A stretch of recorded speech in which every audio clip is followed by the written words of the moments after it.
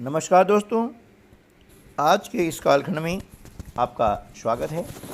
नेस की तैयारी के लिए अभ्यास प्रश्न बैंक के प्रश्नों को कैसे हल करें, इसके लिए आपको हम वीडियो की एक सीरीज उपलब्ध करवा रहे हैं और उसी सीरीज के अंतर्गत आज हम कर रहे हैं गणित कक्षा 8 का 15वां वीडियो, जिसमें कि आपका स्वागत है। इस वीडियो में हम प्रश्न क्रमांक 98 से आगे प्रश्नों को हल करना सीखेंगे। तो चलिए सीख लेते हैं कुछ नया। नीचे दिया गया दंड आलेख किसी स्थान के एक दिन के विभिन्न समयों पर रिकॉर्ड किए गए तापमानों को दर्शाता है। आप देख रहे हैं एक्स अक्ष पर दिया गया है समय और वाई अक्ष पर दिया गया है तापमान, ठीक है ना। इसको देख करके आपको नीचे जो आपको ऑप्शन दिए गए हैं उनमें से सही ऑप्शन को चूज करना है, ठीक है ना। ऑप्शन आपका है ए, सर्वाधिक तापमान 8 AM पर रिकॉर्ड किया गया है ना। देख रहे हैं सर्वाधिक नहीं है, इससे अधिक और भी है, इसलिए ऑप्शन ये भी सही नहीं होगा। पूछा है कौन सा कथन सही है ना। 8 AM और 9 AM पर तापमान बराबर है, ये 8 AM है ना और 9 AM तापमान दोनों पर बराबर है, बिल्कुल बराबर है। तो ये हमारा ऑप्शन बी सही जवाब हो जाएगा और हमने इस पर लगा दिया गोला, ठीक है ना। ऐसा देख करके इसको हम करना है, ऐसा नहीं है कि 4 में से हमने एक कोई सा भी निशान लगा दिया है। चलिए अब प्रश्न क्रमांक आ जाता है 99, है ना। प्रश्न क्रमांक 99 दिया गया दंड आलेख विभिन्न वर्षों में किसी शाला के नवप्रवेशी बच्चों की संख्या को प्रदर्शित करता है। आप देख रहे हैं ये एक्स अक्ष है और इस पर दिए गए हैं आपके शिक्षा सत्र, है ना, और ये वाई अक्ष हैं। यहाँ पर नवप्रवेशी बच्चों की संख्या दी गई है। अब इस दंड आलेख को देख करके हमें नीचे लिखे सही ऑप्शन का चयन करना है। प्रश्न क्या है, किस वर्ष में नवप्रवेशी बच्चों की संख्या सर्वाधिक है।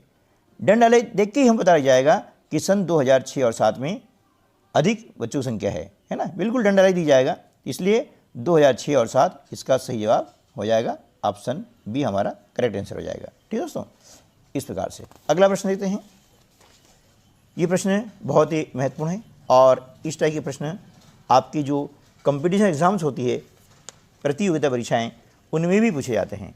तो आप इनको जो है अच्छे से समझ लें ताकि आगे हमें जो है कोई दिक्कत ना आए, ठीक है ना। तो चलिए प्रश्न है प्रश्न क्रमांक 100, है ना। नीचे दिए गए पाई चार्ट में बच्चों के एक समूह द्वारा पसंद किए जाने वाले खेलों को दर्शाया गया है। आप देख रहे हैं एक पाई चार्ट है ना, और पाई चार्ट हमारा क्या होता है, वृत्ताकार होता है, ठीक है। इसे कैसे बनाते हैं वो हम अलग एक वीडियो में सीखने वाले हैं। तो यहाँ देख लेते हैं कि बच्चों का एक समूह है, उनके द्वारा विभिन्न प्रकार के खेलों को पसंद किया जाता है जो यहाँ पर दर्शाए गए हैं, कबड्डी, क्रिकेट, खो खो, फुटबॉल, ठीक है ना। अब इस पाई चार्ट को देख करके नीचे जो कथन है, कौन सा कथन सत्य है ये हमें चुनना है। उपरोक्त पाई चार्ट हेतु कौन सा कथन सत्य है। ए, बच्चों को क्रिकेट की तुलना में खो खो अधिक पसंद है। हम दोनों तुलना करेंगे। खो खो आप देख रहे हैं कि बहुत कम जगहों में है, इसलिए कम होगा, क्रिकेट अधिक होगा, ठीक है। इससे हम अभी कर लेते हैं। एक्चुअली भी क्या है, कौन बनाते हैं, लेकिन यहाँ पर अभी सिर्फ देख करके हम करना है ना। तो ये सही नहीं हो सकता है। ऑप्शन बी चलते हैं, फुटबॉल की तुलना में बच्चे कबड्डी अधिक पसंद करते हैं। देखिए कबड्डी का लगभग 1/4 भाग है और फुटबॉल का है 50%, है ना।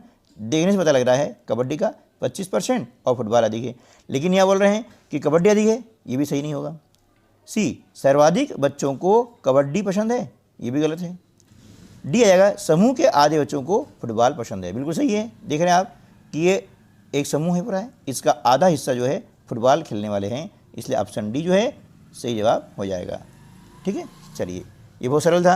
अब थोड़ा सा इससे एडवांस क्वेश्चन आ रहा है प्रश्न क्रमांक 101 में। ये भी पाई चार्ट का है। संलग्न पाई चार्ट एक महीने में किसी परिवार के विभिन्न मदों में व्यय और बचत को दर्शाता है। आप देख रहे हैं यहाँ पर विभिन्न प्रकार के क्या है मद दिए गए हैं और इन मदों में बचत और व्यय को दर्शाता है कि कितना व्यय हो रहा है, कितनी बचत हो रही है ना। ये कपड़े, चिकित्सा, बच्चों की शिक्षा, मकान किराया, अन्य और भोजन, ये है व्यय यानी खर्च, व्यय यानी खर्च, एक्सपेंसेस। और ये बचत है सेविंग, है ना, कितनी है 10%, 10%। तो इसको देख करके अब क्या करना है, देखिए नीचे तो प्रश्न है, यदि परिवार की मासिक आय कितनी है 20,000 रुपये है, तो बच्चों की शिक्षा और भोजन पर कुल खर्च की गई राशि कितनी है। बच्चों की शिक्षा और भोजन, है ना बेटा। तो देखिए कुल मासिक आय कितनी है 20,000 है, तो बच्चों की शिक्षा पर कितना खर्च हो रहा है पहले हम वो निकाल लेते हैं, है ना। बच्चों की शिक्षा पर खर्च, ठीक है। तो कुल आय कितनी 20,000। अब 20,000 का कितना है 20% यानी 20% यानी 20/100, ठीक है ना। अब लास्ट में शून्य है, इनको हम कैंसिल कर देते हैं, 2 दूनी 4 यानी ये 4,000 रुपये, ठीक है ना। 4,000 रुपये बच्चों की शिक्षा पर व्यय हो रहे हैं। अब भोजन पर देखते हैं कि भोजन पर कितना व्यय हो रहा है। तो 20,000 का ये निकालेंगे अपन, है ना। 20,000 का कितना है 25% यानी 25/100। अंत में जो शून्य है इनको हम कैंसिल कर देते हैं। 25 का गुणा करते हैं, कितना ज़्यादा 25 दूनी 50 और 2 शून्य है ये, यानी ये 5,000 रुपया, ठीक है ना। अब दोनों को जोड़ेंगे कि यह पूछा है कुल खर्च, तो क्या करेंगे, ये 4,000 और ये 5,000, दोनों को हमने जोड़ दिया तो कितना जाएगा 9,000, है ना। यानी बच्चों की शिक्षा और भोजन पर कुल खर्च कितना हो गया 9,000 हो गया है। इसलिए ऑप्शन सी जो है हमारा सही जवाब हो जाएगा और हमने इस पर लगा दिया है गोला, ठीक है। चलिए नेक्स्ट क्वेश्चन लेते हैं, प्रश्न क्रमांक 102। नीचे दिया गया पाई चार्ट मानव शरीर में विभिन्न घटकों का बंटन प्रदर्शित करता है, ठीक है ना। प्रोटीन और अन्य घटकों को दर्शाने वाले त्रिज्याखंड का केंद्रीय कोण कितना होगा। कुछ आया समझ में। यहाँ क्या है, हमारे मानव शरीर के विभिन्न घटक हैं, जैसे प्रोटीन, जल और अन्य घटक 3 दिए गए हैं। तीनों को यहाँ बंटन दर्शाया गया है, कितना कितना है। तो प्रोटीन और अन्य घटकों को दर्शाने वाले त्रिज्याखंड का केंद्रीय कोण कितना होगा। प्रोटीन और अन्य कवक, देखिए ये दोनों प्रोटीन और अन्य घटक, ये इनको दर्शाने वाला कितना है। तो देखिए प्रोटीन कितना है 15% और अन्य घटक कितना है 15%, ठीक है।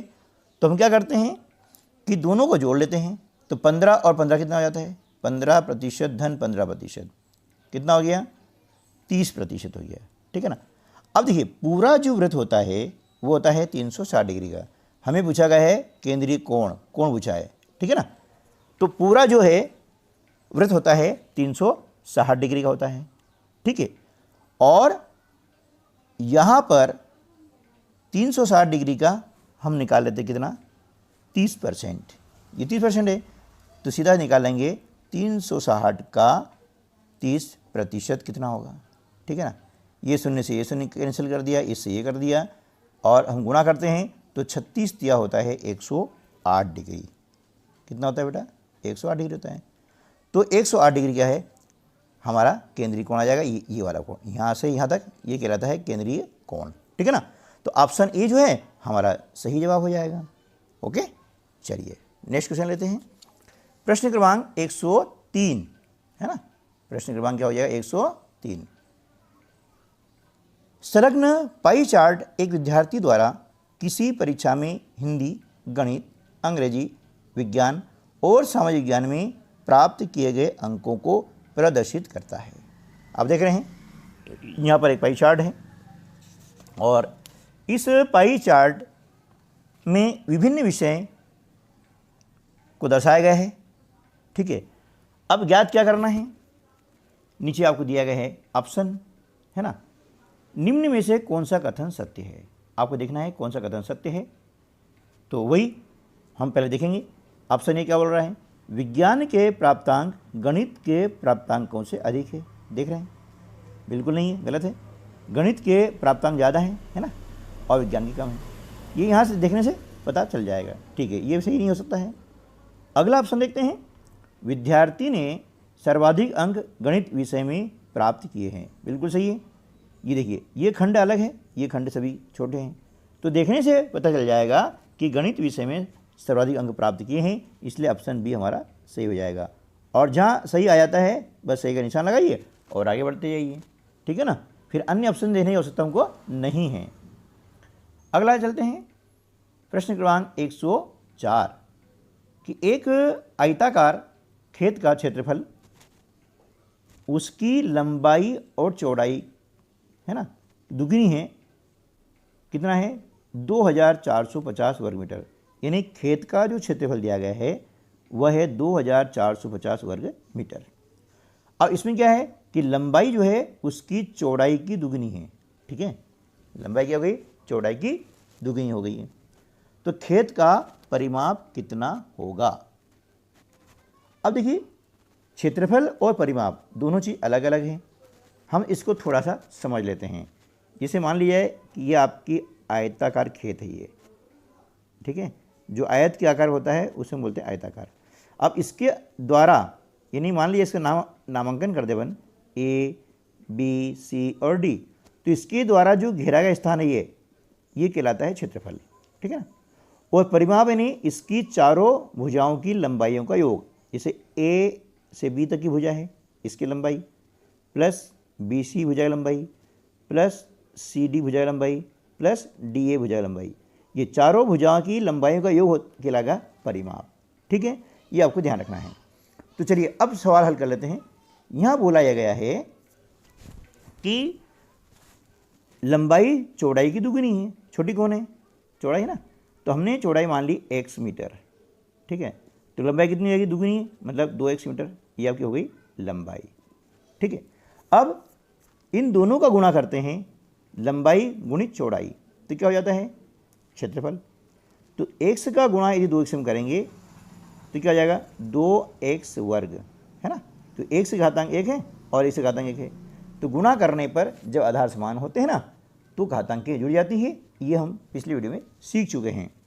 तो ये दोनों का गुणनफल हो गया है और दिया कितना है? 2450। ठीक है, अब 2 का हम करते हैं इधर पक्षांतर, यानी इससे हम डिवाइड कर देते हैं। 2450 को 2 से डिवाइड करते हैं तो 2 एकम 2, 2 दूनी 4, 2 दूनी 4, 2 पंजे 10, यानी x इसके बाद क्या हो गया? 1225। ठीक है ना। अब x की वैल्यू निकालनी है, यहाँ वर्ग है, पक्षांतर करने पर हो जाता है वर्गमूल, यानी 1225, और इसका जो वर्गमूल निकालते हैं तो कितना आ जाता है? 35 मीटर। ये क्या हो गई? आपकी चौड़ाई हो गई, है ना। और लंबाई क्या है? दुगनी है, तो 35 दूनी 70 मीटर क्या हो जाएगी? ये क्या हो जाएगी? लंबाई हो जाएगी। ठीक है, यानी ये आयत है मान लीजिए, तो इसकी लंबाई कितनी हो गई? 70 मीटर हो गई है। चौड़ाई कितनी हो गई है? 35 मीटर हो गई है ना। तो ये लंबाई कितनी होगी? ये भी 70 और ये भी 35, बस चारों को हम जोड़ देंगे तो निकल जाएगा हमारा परिमाप। तो क्या करते हैं इसके लिए? सीधा सा गणित है कि लंबाई में अब क्या करें? चौड़ाई जोड़ दें। कितना हो जाएगा? 105, है ना। अब चूंकि ये लंबाई और चौड़ाई 2 बार आई है, इसलिए हम क्या करते हैं? इसमें 2 का गुणा कर देते हैं, तो हो जाएगा 210 मीटर। ठीक है, तो ऑप्शन बी जो है हमारा सही जवाब हो जाएगा। ठीक है ना। तो इसे हमें शॉर्टकट में करने का प्रयास करना चाहिए। हालांकि ये भी मैंने काफ़ी लंबा कर दिया है आपको समझाने के लिए, अदरवाइज सिर्फ 3 लाइन में ये कंप्लीट हो जाता। तो ठीक है दोस्तों, आज के वीडियो में बस इतना ही। मिलते हैं अगली वीडियो में, तब तक के लिए नमस्कार, जय हिंद।